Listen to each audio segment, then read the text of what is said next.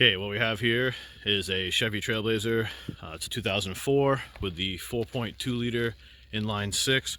We're going to be changing the front strut assemblies and the front sway bar links. This one is definitely junk. The vehicle has 170,000 miles. I believe those are also the original front struts, which is pretty sad. This thing bounces and sways like no tomorrow. So we will go ahead and get those changed. The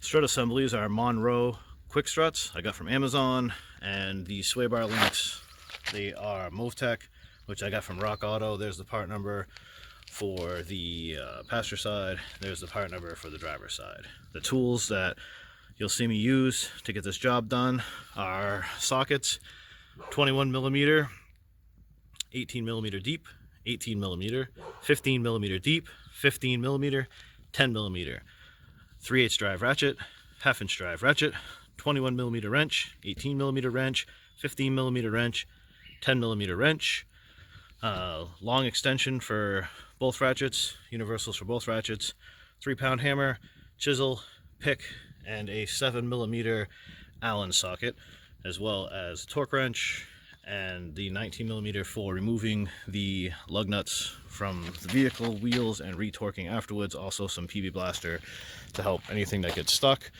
I already have the vehicle up on jack stands, tires removed. If you don't know how to jack your vehicle up, take the tires off and put it on jack stands, you probably shouldn't be attempting to change your strut assemblies. All right, let's get started. I'm going to remove these clips holding this wire here, just so we can get some slack into this ABS cable. We don't want to pull or tug on anything because this whole arm needs to be released to get out of the way, and we don't want to put tension on this. Same thing with your brake hose here. You're going to want to just go ahead and remove the two small bolts here that hold this brake line to this arm, so that way you don't put stress on your brake hose as well. So we'll go ahead and get these removed. I believe these are 10 millimeter. Just want to note, you might want to be gentle with these 10 millimeter bolts. You know, 10 millimeters are pretty thin, and you know, if they seem like they're going to snap, maybe spray them with some lubricant. These guys I've had out a few times before doing other projects, so I know they're going to come out easy. With that removed, you can see that it releases a lot of tension, gives us some slack on the actual brake hose, so that way when we pull this arm forward, we're not going to stress the hose. All right, next step, we're going to go ahead and remove the lower connection for the sway bar link here, the side that's attached to the lower control arm. It's going to use the 21 millimeter wrench and the 7 millimeter Allen that goes into the end of the stud on the sway bar link. If it's full of crud, that's where the pick comes in handy. You can pick out all the dirt and grime out of there, so your 7 millimeter fits. And that's going to stop this from turning. You can see when I go to turn this wrench, it actually wants to go ahead and turn the stud as well. So what's going to happen is your ratchet's going to rest up there and prevent that stud from turning, and it's going to allow you to turn the nut off from the stud. So I'm going to get this done, and we'll go on to the next step. Okay, so we got this free, and you can see once again these sway bar links are completely junk and definitely need a replacement. It's just easier to grab this top one once we get the strut assembly out of the way. Okay, next we're going to remove the pinch joint here on the upper control arm, but before we do that, we want to make sure that we support the lower control arm with a jack. That way we can let this down easy. It's going to want to come down once we release this pinch bolt up here. So we're going to go ahead and use our 15 millimeter wrench and a 15 millimeter socket, and we use the wrench to hold the nut as it turns. And I'm going to get this disconnected, and I'll be right back. Alright, once you get the bolt out, you might want to get in here with a screwdriver I just gave it a little tap with a hammer and it popped right out. You can see that this whole steering knuckle is loose now. We're just going to be mindful of the ABS wire and the brake hose, and we're going to slowly tip this back while letting the jack down. Just make sure you don't go too far, and just enough to get this out of the way so we can start working on getting the strut assembly out. Alright, now that we have the jack lowered, I was able to actually take the jack all the way out. It didn't put stress on the brake hose or the ABS line, so that was good. I have the steering knuckle tipped forward, and we're going to loosen up the 18mm nut and bolt here with the 18mm wrench holding, just in case things turn.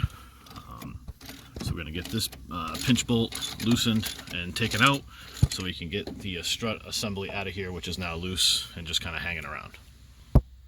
Okay, with that 18mm bolt out of this pinch joint, I actually had to put a chisel in here to spread this a little bit.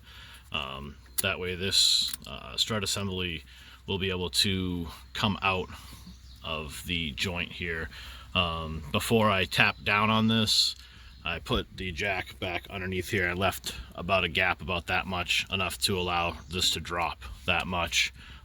Again, like I said, we got to pay attention to the ABS line and the hose. I think I have easily enough slack here to drop this down a full 1.5 inches. So just space your jack down underneath your control arm, just to catch it when this pops out. So we're going to tap down on this, and it should let go of the bottom of the strut. Okay, you can see that it's definitely moving down, so I'm going to adjust my jack a little more, and I'm going to keep tapping down. What works is to have the chisel at this angle here and just tap down on the chisel, and while it's spreading this, it's also pushing down on the joint as well. So just go ahead and just hold your chisel and just tap it down. Alright, so you can see with the joint all the way down and the strut free, we still have plenty of slack on our lines, but better safe than sorry. So now we should be able to just remove the two top bolts up there, those 18mm bolts, and strut assembly should come right out. So we'll get up top and we'll check that out. So near the brake reservoir on the driver's side here, you can see this nut here and this nut here. Don't mess with the center one. So we got our universal and our extension. We're gonna get on here with the 18, and we're gonna get these out, and it's gonna let that strut assembly fall down. So just keep an eye on things. Maybe you have somebody come help you just hold it so it doesn't just fall on the ground, but we'll go ahead and loosen those up. So I was actually able to take both of those nuts off without hearing the strut assembly fall. Looks like it just kind of set back down into the joint momentarily, but we should be able to just lift up on it while pushing down. Yeah, we should be able to get the whole strut assembly out of the vehicle here. There. All right. So we'll just grab the new one, and we'll start tossing that one in. Oh, first we're gonna get the we're gonna get this sway bar link fixed.